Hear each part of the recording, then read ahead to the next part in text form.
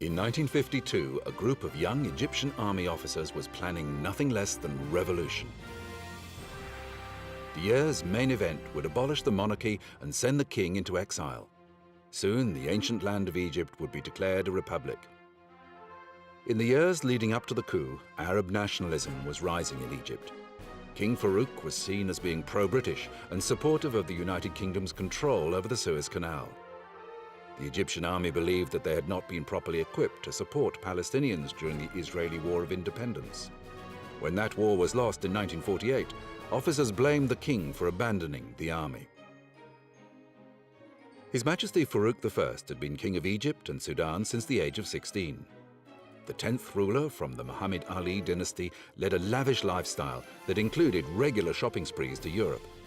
This lifestyle had aroused resentment among the people, particularly during the hardships of the Second World War.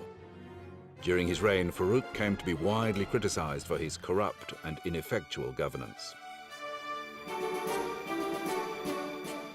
One of the men who had served in the Israeli War of Independence was Colonel Gamal Abdul Nasser.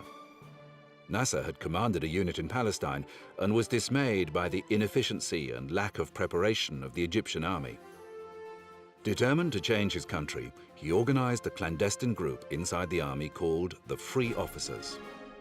The Free Officers were committed to freeing Egypt from British control and establishing a more equitable government.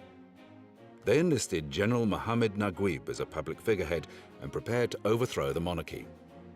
On January the 25th, 1952, British troops launched an attack on Egyptian police in Ismailia.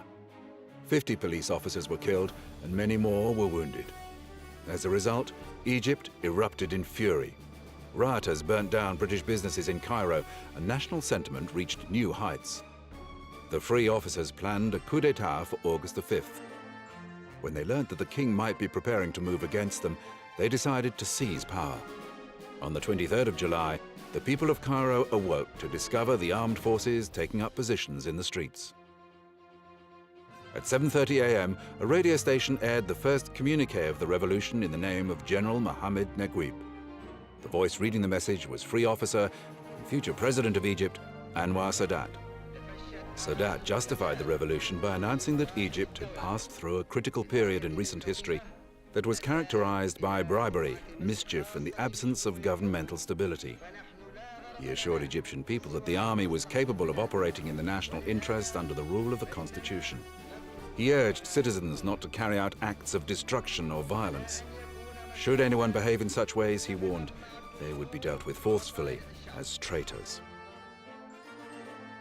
King Farouk fled to Ras El Tin Palace on the waterfront of Alexandria.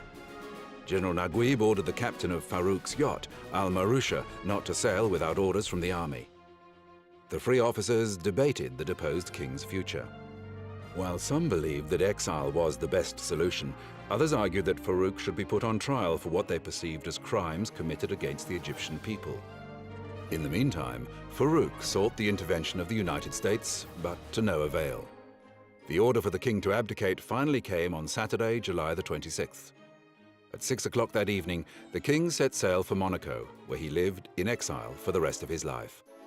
Farouk's baby son, Ahmed Fuad, was proclaimed King Fuad II. But on June the 18th, 1953, the revolutionary government formally abolished the monarchy, ending the child's brief reign. Egypt was declared a republic, with General Mohammed Naguib as the nation's president. Gamal Abdel Nasser was appointed deputy premier and minister of the interior. After 150 years, the Egyptian dynasty had come to an end. The main event of 1952 had overthrown a monarchy and heralded the era of modern Egyptian governance.